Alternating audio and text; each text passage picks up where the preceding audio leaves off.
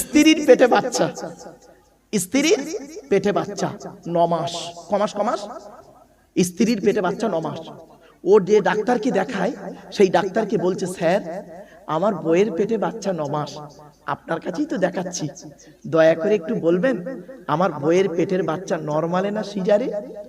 তখন ডাক্তার বলল, এই এতদিন পর্যন্ত ব্লাড টেস্ট করে আল্ট্রাসোনোগ্রাফি করে যতটুকু বুঝলাম তোর বইয়ের পেটের বাচ্চা হলো নরমালে। তো ও তখন বলছে, স্যার নরমালে বাচ্চা হলে কত টাকা খরচা? তো ডাক্তার বলল, ধরে নে 20,000 টাকা খরচা। 20,000 টাকা। ওর ব্যাংকে আছে 50,000 টাকা। ওর ব্যাংকে কত আছে? 50,000 টাকা। ও তো একদম সাহস পেয়ে গেল, সাহস পেয়ে গেছে। ডাক্তার বলেছে 20,000 টাকা যাবে, 30,000 টাকা থাকবে, আনন্দ ফুর্তি করব, নামাজ পড়ার দরকার নেই, রোজা রাখার দরকার নেই, আল্লাহর ডাকার দরকার নেই। ফেরেশতারা বলছে, কি বলছে? আল্লাহ বলছে, দাঁড়া দাঁড়া, কখন ডাকে কিভাবে দেখ তো ভালো। ঠিক 10 মাস হয়ে গেছে, ওর বইয়ের প্রসব বেদনা উঠেছে। ও ডাক্তারকে ফোন করেছে, স্যার আমি অমুক পেশেন্টের স্বামী বলছি। হ্যাঁ বল, কি হয়েছে? রাত তখন 12টা বাজে, শীতকাল। স্যার আমার বইয়ের প্রসব বেদনা উঠেছে, তুই তাড়াতাড়ি বাদুড়িয়া অমুক একটা নার্সিং হোমে নিয়ে চলে আয়। ও করলো কি, রাত 12টার সময় একটা গাড়িতে করে ওর বউকে নিয়ে নার্সিং হোমে চলে গেল। ডাক্তারও ঘুম থেকে উঠে সোজা নার্সিং হোমে এসে হাজির। ডাক্তার করলো কি, ওর বউকে নিয়ে সোজা করলো কি, অপারেশন ওটিতে নিয়ে গেল। ওটি মিন্স অপারেশন থিয়েটার। অপারেশন থিয়েটারে নিয়ে চলে গেল। সামনে একটা লাল বাতি জ্বলে, দেখেছেন তো লাল বাতি জ্বলে। অপারেশনের ভিতরে নিয়ে গেল, অপারেশন থিয়েটারের ভিতরে নিয়ে গেল ওর বউকে ডাক্তার। ও বাইরে বসে থাকে বেঞ্চিতে। সত্যি কথা বলুন, ও বাইরে বেঞ্চিতে বসে বসে কি করে? আল্লাহ আল্লাহ জিকির করে। এত সোজা নয়, কি করে দেখুন, আমার দিকে তাকান, খালি এমন করবে টেনশনে, আমুল মটকাবে, মোবাইল টিপবে, খুব টেনশন আছে। ফেরেশতারা বলছে, আল্লাহ ওরকম করছে কেন? আল্লাহ বলে, দাঁড়া, ওর বউয়ের বাচ্চা হচ্ছে, ও টেনশন করছে। কিছুক্ষণ পরে, ঠিক 1 ঘন্টা পরে ডাক্তার বেরিয়েছে। যেই বেরিয়েছে, ও ডাক্তারের কাছে কি বলছে, স্যার স্যার স্যার আমার বইয়ের খবর কি? টেনশনে ওর মুখের ভাষা জড়িয়ে গেছে। আল্লাহ ফেরেশতাদের বলছে, দেখ ওর টেনশনে ওর মুখের ভাষা জড়িয়ে গেছে, দেখ দেখ দেখ আদমের সন্তানদের কারবার দেখ। এবার ডাক্তার এসে বলছে, জানিস তোকে বলেছিলাম, জানিস নরমালে হবে, এখন যা পজিশন নরমালে আর হবে না। মাথাটা বেঁকে আছে, ঠ্যাংটা উঁচু হয়ে আছে, আর একটা সিজার করতে হবে, একটা অপারেশন করতে হবে। ও তখন বলছে, স্যার কত টাকা টোটাল খরচা? তখন জড়িয়ে যাচ্ছে, তোতলাচ্ছে, খরচা। তো ডাক্তার বললো, ধরে নে টোটাল মিলে 1.5 লাখ টাকা। ওর ব্যাংকে আছে কত? এবার রব্বানা জালামনা আনফুসানা ওয়া ইল্লাম তাগফির লানা, ঠিক না বেটা? ফেরেশতারা বলছে, আল্লাহ আদমের সন্তানই কি? এই জন্যই তোদের বলেছিলাম, ইন্নী আলামু মা লা তা'লামুন, আমি তাও জানি তোরা যা জানিস না। এই আদমের সন্তান কিরকম? এবার কি হচ্ছে দেখুন, সিনটা দেখুন। এবার ডাক্তারের পায়ে জড়িয়ে ধরেছে, স্যার আপনার দুটো পায়ে ধরি। ডাক্তার, দাদা দাদা পায়ে ধরি, দাদা দাদা। তোর বাড়ি কোথায় রে? স্যার গোকনা গ্রামে। তোর বাপের নাম কি? স্যার আব্দুল গফফার মোল্লা। ভাই যার নাম গফফার রেগে যাবে। ও তোর বাপ, তুই গফফারের ছেলে? এই শোন শোন শোন, তোর বাপ আর আমি গোকনা প্রাইমারি স্কুলে পড়ছিলাম। আমি 4 পাস করে ডাক্তারি পড়তে গেলাম, মাধ্যমিক উচ্চ মাধ্যমিক করে। আর তোর বাপ করলো কি, চাষবাস করতে, দর্জির কাজ করতে লাগলো। তো যাই হোক, একসঙ্গে তো তোর বাপের সঙ্গে পড়েছি, কাঁদিস নি। দাঁড়া, তুই এক কাজ কর, তোর আল্লাহকে ডাক, তোর আল্লাহকে ডাক, আমি আবার একবার চেষ্টা করি। বলে আবার ডাক্তার করেছে কি, ওটিতে ঢুকেছে। এরপরে এবার বলুন ও এবার কি করে দেখুন। আগে টেনশন করছিল, হাত মোচড়াচ্ছিল, এবার ও কি করে শুনুন কি করছে। এবার ডাক্তার তো ঢুকে গেছে ওটিতে, ওর বউর কাছে ফের গেছে। ও এবার কি করছে দেখুন। আল্লাহ যদি বউ বাচ্চা বেঁচে যায়, মসজিদে 10 বস্তা সিমেন্ট দেবো, মাদ্রাসায় 100 বস্তা চাল দেবো, জলসায় একটা গরু দান করব, আল্লাহ 10টা ফকির খাওয়াবো। ফেরেশতারা বলছে, আল্লাহ এত কত ভালো বান্দা আপনার। আল্লাহ বলছে, চিটিং বাজ, একটাও করবে না, সব মুখে বলছে চিটিং বাজ। আল্লাহ বলছে, চিটিং বাজ। আল্লাহ বলছে, দেখবি দেখবি, দাঁড়া দাঁড়া দেখাচ্ছি। ভোর 3টে বাজে ভোর 3টে বাজে, 3টের সময় ডাক্তার বেরিয়েছে, ও বসে আছে কিন্তু ডাক্তার বেরিয়েছে, এসে ডাক্তার ওর সামনে এসে ঠিক এইভাবে, আমার দিকে তাকান, ডাক্তার ওর সামনে এসে এইভাবে দাঁড়িয়ে আছে মাথা হেট করে। ও মনে করেছে আমার বউ বাচ্চা দুটোই মরে গেছে, এমন ভাবে দাঁড়িয়ে থাকলে ভাববে না। তখন বলছে স্যার স্যার, তখন ডাক্তার ওর মুখ থেকে, ডাক্তারের মুখ থেকে মাস্ক পরা থাকে জানেন তো, মুখ থেকে মাস্কটা খুলে বলছে তোর কপাল খুব ভালো জানিস, তোর বইয়ের পেটের বাচ্চা নরমালে হয়েছে আর একটা বেটা ছেলে হয়েছে জানিস। ও তখন কি বললো জানেন, স্যার আপনি ছিলেন বলে আমার বউ বাচ্চা বেঁচে গেছে, নইলে মরেই যেত। আল্লাহ ফেরেশতাদের বলল দেখলি এতক্ষণ রব্বানা জলাম না করছিল। কোরআন কি বলছে, কোরআন কি বলছে দেখি, ফাইদা মাসাল ইনসানা দুররু দাআনা লিযামবিহি আও কাইদান আও কাইমা ফালাম্মা কাশাফনা আনহু দুররাহু মাররা কাল্লাম ইয়াদউনা ইলা দুররিম মাসা। 11 নম্বর পারা 7 নম্বর পৃষ্ঠা 10 নম্বর লাইন, সূরার নাম সূরা ইউনূসের 12 নম্বর আয়াত। আল্লাহ বলছে এ মানব জাতি এমন, এরা যখন বিপদ আপদ মুসিবত দিয়ে এদেরকে, এরা তখন কি করে, দাঁড়িয়ে দাঁড়িয়ে বসে শুয়ে, 3টে ভাষা বলছে আল্লাহ, দাঁড়িয়ে বসে শুয়ে কাকুতি মিনতি করে আমার কাছে কান্নাকাটা করে। আর যেই ওর বিপদ থেকে উদ্ধার করে দিই এমন ভাবে বাজারে বুক ফুলিয়ে চলে, ওর যেন কোনো বিপদই হয়নি। ঠিক না বেঠিক?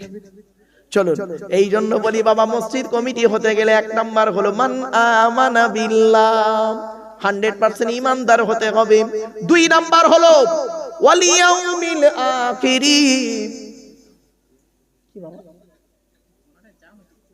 ও বাবা, বাপেরা একটু আগে আগে আসেন না বাবা। আচ্ছা আমি একটু আগিয়ে যাবো কি? হ্যাঁ আমি একটু আগিয়ে যাই, যদি আসলে অনেক দূরে হয়ে গেছি তো। চলে ও বাবা, ওই কোণের দিকে একটু লোকজন বেশি হয়ে গেছে। আমার মা বোনেরা, আপনাদের সম্পর্কে আজ কিছু হাদিস বলবো, মা বোনেরা একটু ধৈর্য সহকারে শোনেন। মা বোনেরা, বাপেরা একটু আগে আগে আসেন না বাবা, আমার একটু আগে আগে আসেন বাবা। দরুদ শরীফ, আল্লাহুম্মা সাল্লি আলা।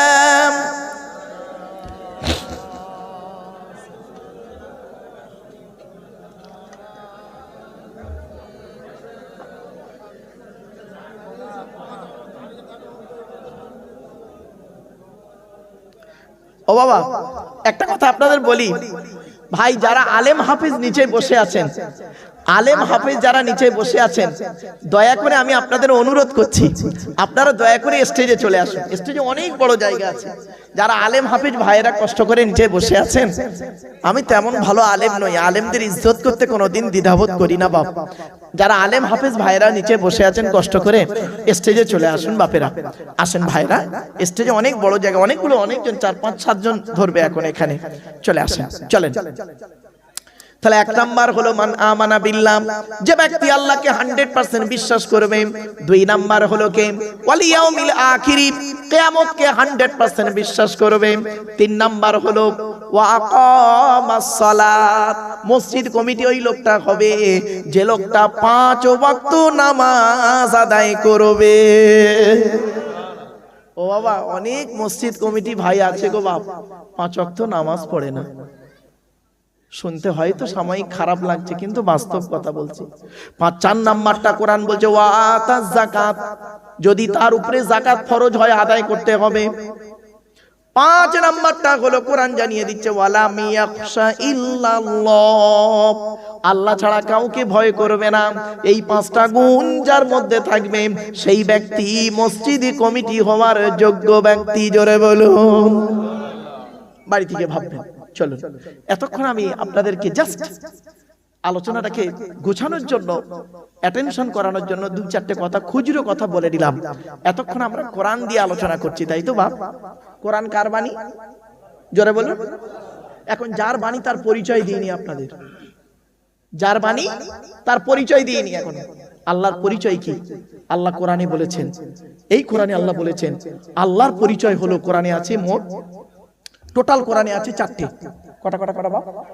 যতদিন বাঁচবেন আপনারা মনে রাখবেন, যতদিন পৃথিবীতে বেঁচে থাকবেন ততদিন মনে রাখবেন যে আব্দুল্লাহ গিল মারুফকে ভুলে একবার এনে ফেলেছিলাম, তো লোকটা বলে গেছিল আল্লাহর পরিচয় চারটে। কোরআন থেকেই দলিল দিচ্ছে বাবা, চিন্তা নেই। আল্লাহ নিজেই বলছে আমার পরিচয় চারটে। আল্লাহর পরে স্থান হলো নবীদের, নবীদের পরিচয় হলো তিনটে। কটা বাপ? তিনটে। আর আমাদের পরিচয় হলো এই কোরআনে আছে মাত্র দুটো। কটা কটা কটা? দুটো।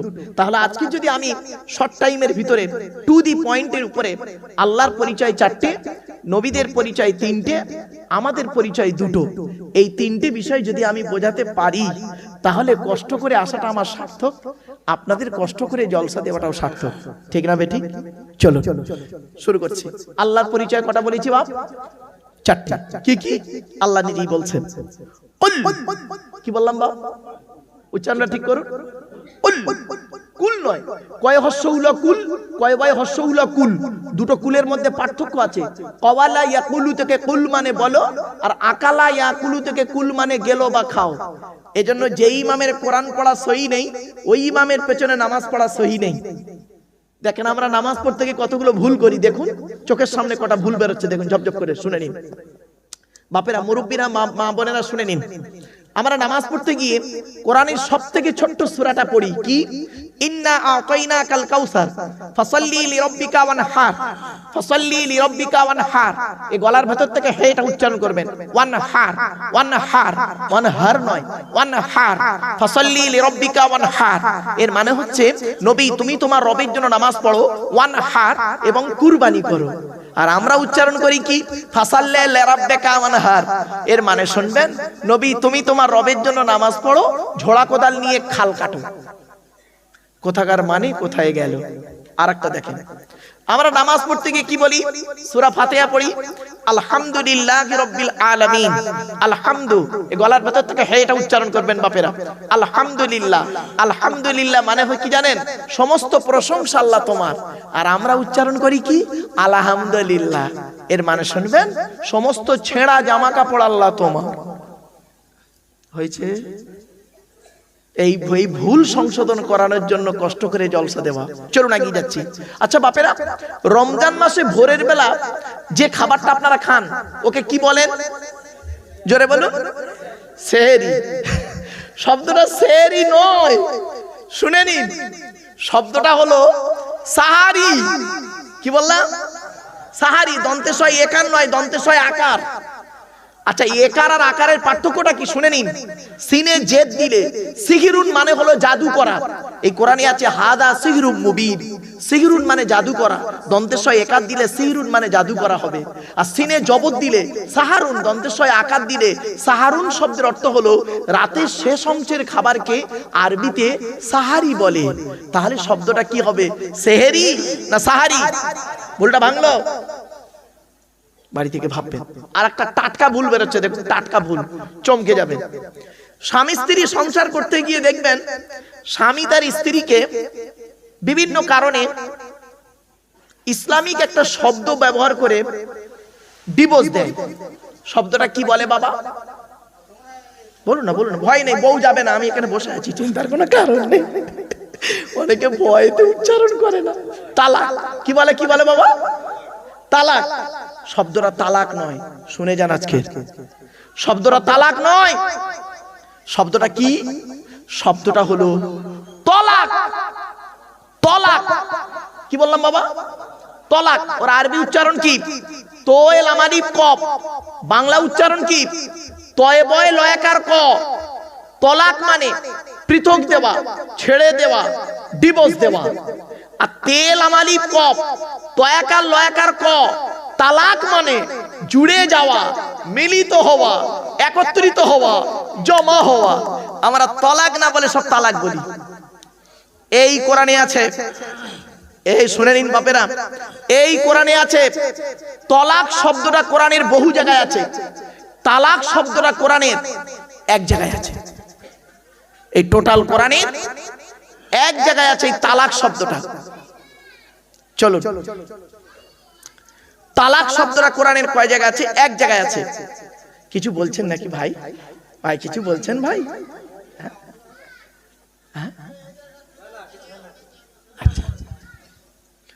তালাক শব্দটা কোরআনের এক জায়গায় আছে, আর তলাক শব্দটা কোরআনের বহু জায়গায় আছে।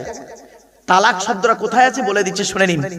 24 নম্বর পারার 7 নম্বর পৃষ্ঠা একেবারে 14 নম্বর লাইন, সূরার নাম সূরায়ে মুমিন, আয়াত নাম্বার 15। আল্লাহ নিজেই বলছেন, আমি বলিনি বাপ, আল্লাহ নিজেই বলছেন কি, লিউনজিরা ইয়াউমাত তালাক, কিয়ামতের মাঠে আমি আল্লাহ সকলকে এক জায়গায় জমা। হুজুর দেখেন তো, এই তে আছে, দেখো একটা, এই একটা জায়গায় আছে গো বাপ, আর কোন জায়গায় তে নেই, সব জায়গায় তোই আছে। উচ্চারণের পার্থক্য, মানেও পার্থক্য। এই জন্যই বলেছিলাম বাবা, 1 ঘন্টা ওয়াজ করতে গেলে 3 ঘন্টা বই পড়তে হবে, এমনি বলিনি। বাংলায় অনেক শব্দ আছে, জ্বালা, বর্গিন জয় একাল একা জ্বালা, বর্গিন জয় বা একাল একা জ্বালা, দুটোই জ্বালা, একটা যন্ত্রণা জ্বালা, একটা পানির জ্বালা। কমল, কৌকার মোলা কমল, কমল কমল, দুটোই কমল। কৌকার মোলা কমল মানে নরম, আর কমল কমল মানে পদ্ম ফুল, দুটো এক নয়। চলুন, আল্লাহর পরিচয় হলো 4টি। কি কি? 1 নাম্বার আল্লাহ বললেন, কুল, নবী তুমি বলো, হুয়াল্লাহু আহাদ, সে আল্লাহ হলেন একক। 2 নাম্বার আল্লাহুস সামাদ, আল্লাহ হলেন অমুখপেক্ষী, আল্লাহ কারোর মুখপেক্ষী নন, সারা পৃথিবী তার মুখপেক্ষী। 3 নাম্বার লাম ইয়ালিদ ওয়া লাম ইউলাদ, আল্লাহ কাউকে জন্ম দেয়নি, আল্লাহকেও কেউ জন্ম দেয়নি। 4 নাম্বার ওয়ালাম ইয়াকুল্লাহু কুফুয়ান আহাদ, আল্লাহর সমকক্ষ কেউই নেই। এই হলো আল্লাহর 4টে পরিচয়। আচ্ছা বাপেরা, এই যে সূরাটি আমি পড়লাম, এই সূরাটি আপনাদের অনেকের মুখস্থ নেই, বলুন না, একটু কথা বলুন তো। আমি পড়লাম কি করতে, আবার শুনে নিন। 4টে কারণ, কমসে কম 4টে কারণ। 1 নাম্বার, এই সূরাটি যে আল্লাহর পরিচয় সেটা আপনাকে জানিয়ে দিলাম। 2 নাম্বার পয়েন্ট, এই সূরাটি আরবি ভাষায়, বাংলায় অনুবাদ করে বলে দিলাম। 3 নাম্বার পয়েন্ট, এই সূরাটির মধ্যে 4টে ধর্ম বেরিয়েছে, মুশরিক, ইহুদি, খ্রিস্টান বা নাসারা আর ইসলাম, 4টে ধর্ম বেরিয়েছে এই সূরাটা থেকে। 4 নাম্বার পয়েন্ট, আল্লাহর নবী বলেন, কোন ব্যক্তি যদি কুল হুয়াল্লাহু সূরা 3 বার পাঠ করে, কবার কুল হুয়াল্লাহু সূরা যদি 3 বার পাঠ করে, ওই ব্যক্তির নামায়, আমল নামায় 1 খতম কোরআন শরীফ পড়ার সওয়াব আল্লাহ লিখে দেবে। আল্লাহ নবী, আরেকটা হাদিস, আল্লাহ নবীর কাছে একজন ব্যক্তি এসে বললেন, সাহাবী, ইয়া রাসূলুল্লাহ, আমি কোরআনকে অত্যাধিক ভালোবাসি। নবীজি বললেন আলহামদুলিল্লাহ। তারপরে সাহাবী বললেন, ইয়া রাসূলুল্লাহ, কোরআনের ভিতর থেকে একটি সূরাকে আমি খুব বেশি ভালোবাসি, গোটা কোরআনে জানা ভালোবাসি, ওই সূরাটিকে আমি অত্যাধিক ভালোবাসি এবং আমলও করি। নবী বললেন, সূরাটির নামটা একবার বলো। সাহাবী বললেন, সূরাটির নাম হলো কুল হুয়াল্লাহু সূরা। আল্লাহর নবী বলেন, এই কুল হুয়াল্লাহু সূরা অত্যাধিক ভালোবাসার কারণে কিয়ামতের মাঠে আল্লাহ এর ওসিলায় তোমাকে জান্নাত দিয়ে দেবে। কি ভাবলেন? আরেকটা হাদিস, আল্লাহর নবী বলেছেন, কোন ব্যক্তি যদি রাতের বেলা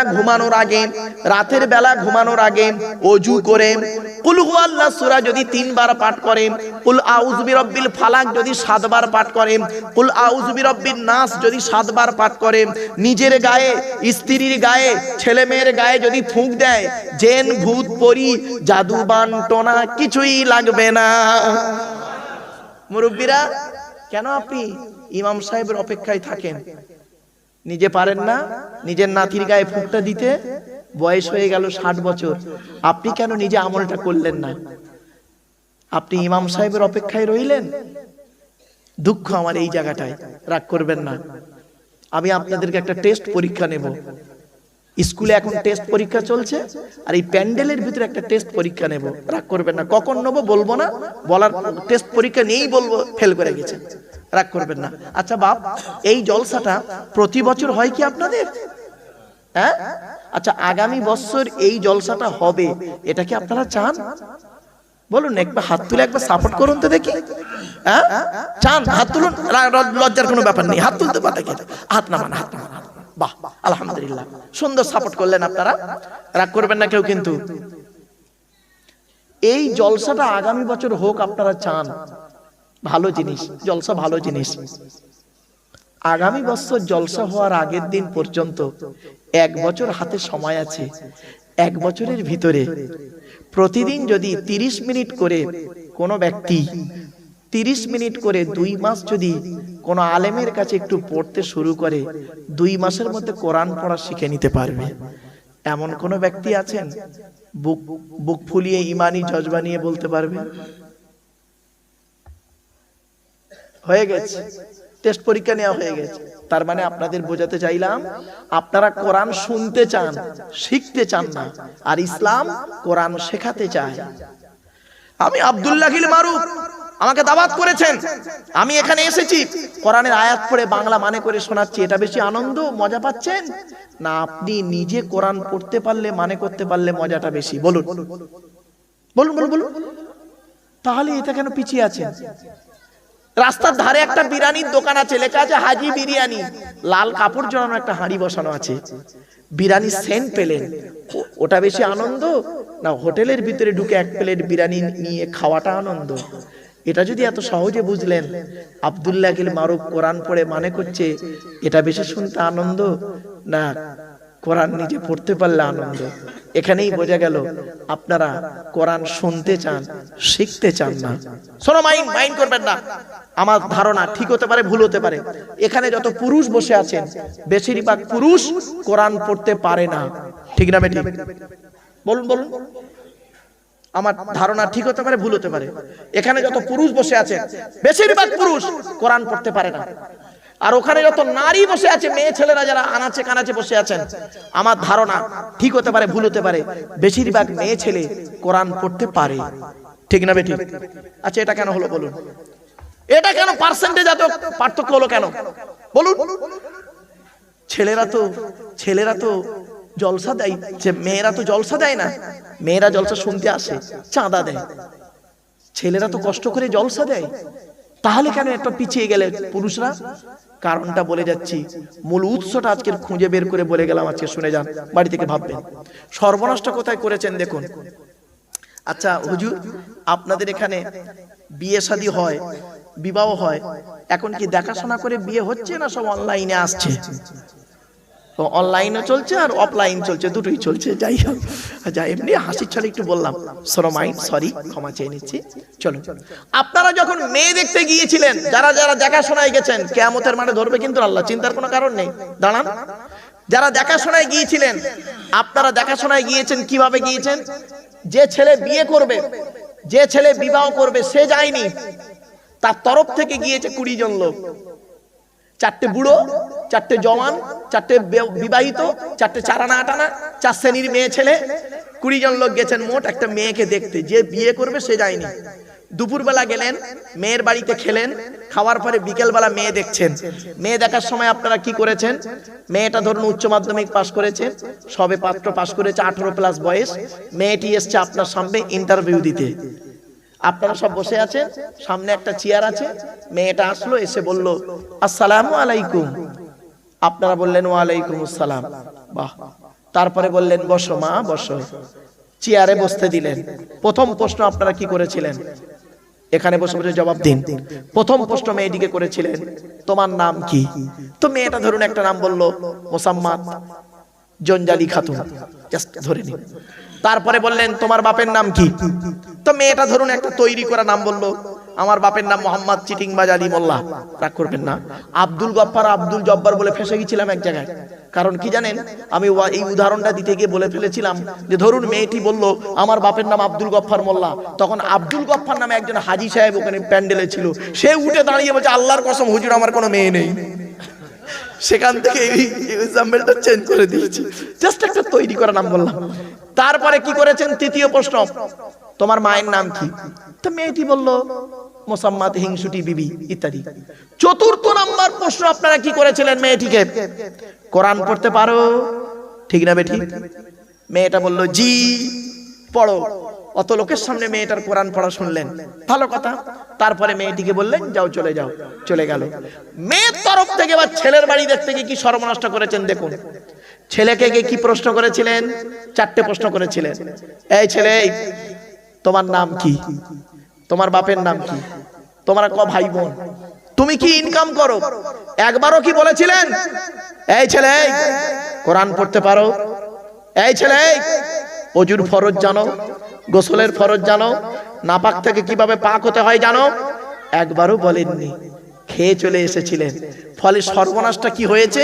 লাভ তো হয়নি, উল্টা আরো ক্ষতি হয়েছে। দেখুন, বিয়ের 40 বছর পর, বিবাহের 40 বছর পর বুড়োটা কোরআন পড়তে পারে না, বুড়িটা কোরআন পড়তে পারে। এখানে যত মেয়ের বাপেরা বসে আছে তাদের মাথায় ঢুকে গেছে আমার মেয়ে এমএ পাস করুক, বিএ পাস করুক, কোরআন পড়া শেখাতেই হবে। এজন্য তারা বিভিন্ন অ্যাঙ্গেলে কোরআন পড়া শিখিয়ে নেয়। আর ছেলের বাপেরা যারা বসে আছেন মনে মনে ভাবছেন আমার ছেলে কোরআন পড়ুক বা নামাজ পড়ুক বা না পড়ুক, আমার ছেলে টাকা থাকলেই যথেষ্ট। বিয়ে কি দাঁড়ালো? বিয়ের 40 বছর পরে বুড়িটা কোরআন পড়তে পারে আর বুড়োটা কোরআন পড়তে পারে না, চায়ের দোকানে বসে লোকের গোঁজা মারে। ভাববেন বাড়ি থেকে, চলো না গিয়ে যাই। এজন্য আসছি, আল্লাহর পরিচয় চারটে বলে দিলাম। এরপরে আল্লাহ পাক বলছেন, এরপরে আল্লাহ বলছেন বান্দা তো দেহের মধ্যে চারটে জিনিস দিয়েছি গুরুত্বপূর্ণ। আমাদের দেহের মধ্যে চারটে জিনিস আছে গুরুত্বপূর্ণ। দয়া করে বলে যাচ্ছি আপনাদেরকে, বাড়িতে গিয়ে নিজের দেহের চর্চা করবেন, নিজের দেহের মধ্যে এই চারটে জিনিসকে যত্ন করবেন। কি কি? 1 নাম্বার ব্রেন, ব্রেন।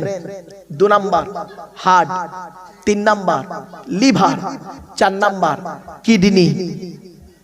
আল্লাহ বলে তোর ব্রেন দিয়েছি ভালো চিন্তা করার জন্য দিয়েছি, ওই লোকের গোঁজা মারার জন্য দিইনি। আর আমরা কি করলাম? সেই ব্রেনটা নিয়ে ভালো চিন্তা করলাম না। আল্লাহ বলে তুই আমার সৃষ্টি নিয়ে চিন্তা করলি না? তোর সিস্টেমটা কি? তুই গাল দিয়ে খাস, 22 ফিট লম্বা নারীর ভিতর দিয়ে পচিয়ে পচিয়ে পচিয়ে পচিয়ে ইউরিন মানে পেচ্ছাপটাকে সামনের দিক থেকে বের করিস, স্টুল পায়খানাটাকে পেছন দিক থেকে বের করিস। এটাই তো সিস্টেম। তুই গাল দিয়ে খাবি, পেছন দিয়ে বের করবি, এটাই তো সিস্টেম। আর এই পৃথিবীতে একটা প্রাণী তৈরি করেছি, গাল দিয়ে খায়, গাল দিয়ে বের করে দেয়। কোনোদিন ভাবিসনি তোর সিস্টেমটা কি? তুই গাল দিয়ে খেলি, 22 ফিট লম্বা নারীর ভিতর দিয়ে বের করলি। একটা পিঁপড়ের, সেও খেয়ে হজম করে বের করে, কত ফিট লম্বা নারী আছে ভেবে দেখ। একটা কেঁচো কত ফিট লম্বা নারী আছে একটু ভেবে দেখ। আল্লাহ বলছে বান্দা তুই একবার লক্ষ্য করে দেখ, 1 টাকার কয়েনের ডাইস থেকে 2 টাকার কয়েন বের করার ক্ষমতা তোর নেই, তোর বাবারও নেই। আমি আল্লাহ কত বড় বৈজ্ঞানিক, চিন্তা করে দেখ। তোর একটা মা একটা বাপ থেকে তোরা 5টা ভাই বোন হলি, 5টা 5 রকম দেখতে। কার গায়ের রং কালো, কেউ ফর্সা, কেউ লম্বা, কেউ বেটে, কেউ নারী, কেউ পুরুষ। এমনকি কারোর চোখের রেটিনার সঙ্গে কারোর চোখের রেটিনার কোনো মিল নেই, বুড়া আঙুলের ছাপের সঙ্গে ফিঙ্গারপ্রিন্টের কারোর কোনো মিল নেই। এই জিনিসগুলো দেখ আর আমাকে একবার আল্লাহ আল্লাহ বলে ডাক। আল্লাহ বলছে তোদের আমি বুদ্ধি দিলাম, গোকনার মানুষ, তোদেরকে আমি বুদ্ধি দিলাম। সেই বুদ্ধি নিয়ে তোরা কি করলি? পৃথিবীতে একটা মেশিন তৈরি করলি। তোদের তৈরি মেশিনের নাম কি দিলি? ফ্রিজ। ফ্রিজ, ফ্রিজ বুঝুন তো, আর কথা বলুন না একটু। ফ্রিজ, আল্লাহ বলে তোদের তৈরি ফ্রিজের গুণাগুণ কি? গরমকে ঠান্ডা করিস, ঠান্ডাকে 0 ডিগ্রি নিচে নামিয়ে বরফ জমিয়ে দিস। তোদের তৈরি ফ্রিজের পানি খেলে থাইরয়েড বেড়ে যাওয়ার সম্ভাবনা খুবই বেশি। তোদের তৈরি ফ্রিজটা মাটির উপরে বসানো থাকে, তোদের তৈরি ফ্রিজটা কারেন্ট ছাড়া চলে না। আর আমি আল্লাহ পৃথিবীতে একটা ফ্রিজ তৈরি করেছি। আমার তৈরি ফ্রিজটা মাটির তলায় বসিয়ে রেখেছি। আমার তৈরি ফ্রিজের নাম হলো শীতকাল আর গ্রীষ্মকাল। গরমকালে যত কলে পাম্প করবি, আমি আল্লাহ আমার তলার ফ্রিজ থেকে ঠান্ডা ঠান্ডা পানি বের করব। আর শীতকালে যত কলে পাম্প করবি, আমি আল্লাহ আমার তলার ফ্রিজ থেকে গরম গরম পানি বের করব।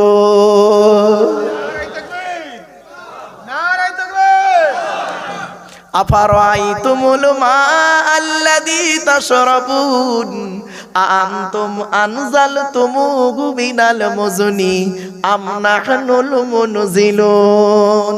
কোরআন জানিয়ে দিয়েছে, আমার কথা নয়। আমার আজকে ইচ্ছা ছিল কোরআনে একটা সূরা তাফসীর করব, কিন্তু পরিবেশটা সাথ দিল না।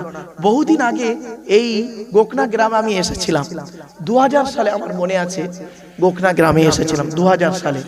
প্রায় আজ থেকে প্রায় 25 বছর হবে সম্ভবত। যাই হোক, চলুন বাপেরা এবার আসছি।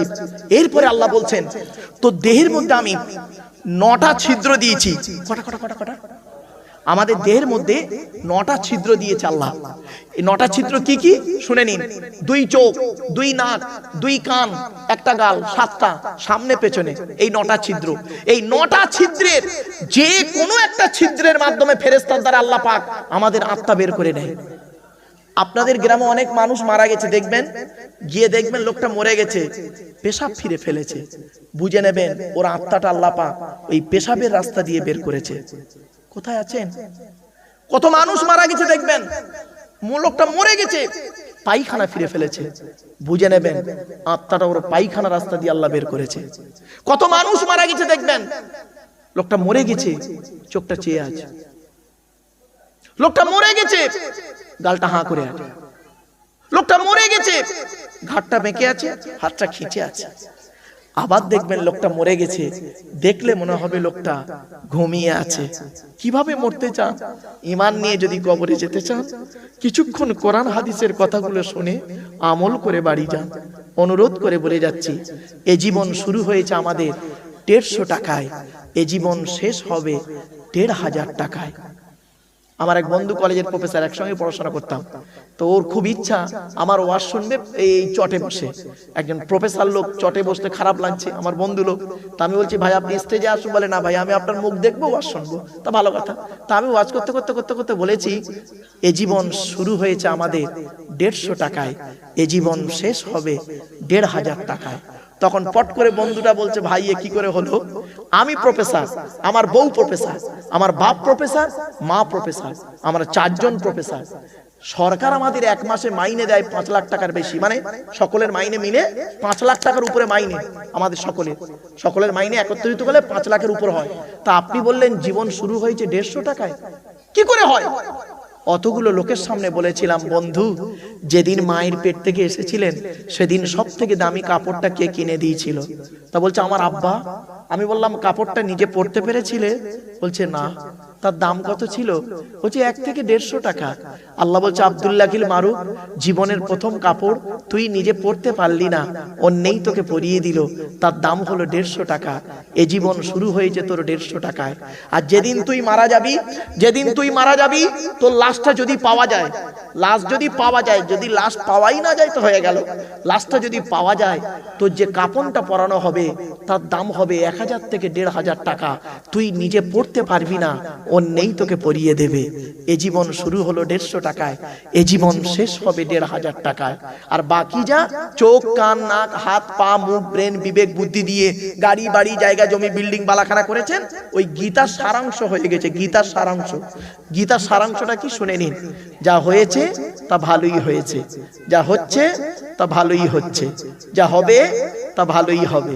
কি হারিয়েছে তোমাদের? কাঁদছো গোকনার মানুষ, কি হারিয়েছে? কাঁদছো ছেলে ভাত দেয় না, কাঁদছো স্বামী স্ত্রী ঝামেলা হয়েছে, কাঁদছো বয়স রোগ হয়েছে, কাঁদছো ব্যবসায় লস হয়ে গেছে, কাঁদছো। যা নিয়েছো এই পৃথিবী থেকেই তুমি নিয়েছো, যা দিয়েছো এই পৃথিবীতেই দিয়েছো। যেটা তোমার আজকের আছে, গতকাল সেটা অন্যের ছিল, মানে তোমার বাপের ছিল। আজ তুমি মারা যাও, আগামীকাল সেটা অন্যের হয়ে যাবে। বাড়িতে গিয়ে ভাববেন। আজ আপনারা এই প্লাস্টিকের উপরে বসে আছেন না বাবা? বলুন না, একটু কথা বলুন বাবা। আজকের দেহতে আত্মা নিয়ে প্লাস্টিকের উপরে বসে আছে, আর আত্মা ছাড়া দেহটা কোথায় যাবে? ওই প্লাস্টিকের নিচেই যাবে, তারপরে কবরস্থানে, মানে নিচে। তাহলে পার্থক্যটা কি দাঁড়ালো? উপর আর নিচে, এই তো দাঁড়ালো। মাটির উপরে মাটির নিচে, মাটির উপরে আছেন দেহতে আত্মা নিয়ে, আর মাটির নিচে আত্মা ছাড়া, বডির কোনো দাম নেই। আচ্ছা বাপের একটা কথা আপনাদের বলি, আপনারা হয়তো জানেন না, আমার গাড়ির সামনে একটা বোর্ড লাগানো আছে, দেখবেন আমার গাড়ির সামনে বোর্ডটাই লেখা আছে ওয়ার্ল্ড হিউম্যান রাইটস কাউন্সিল। উপরে লেখা আছে বিশ্ব মানবাধিকার পরিষদ, নিচে লেখা আছে দেখবেন ন্যাশনাল প্রেসিডেন্ট। বিশ্ব মানবাধিকার পরিষদের ওয়ার্ল্ড হিউম্যান রাইটস কাউন্সিলের আমি একজন ন্যাশনাল প্রেসিডেন্ট দিল্লিতে, এবং ফরেনসিক ইনভেস্টিগেটিভ কুইজের সঙ্গে আমি জড়িত। একটা বাস্তব কথা আপনাদের সঙ্গে শেয়ার করছি, বাবা রাগ করবেন না। আপনাদের গ্রামে কোনো মানুষ মারা গেলে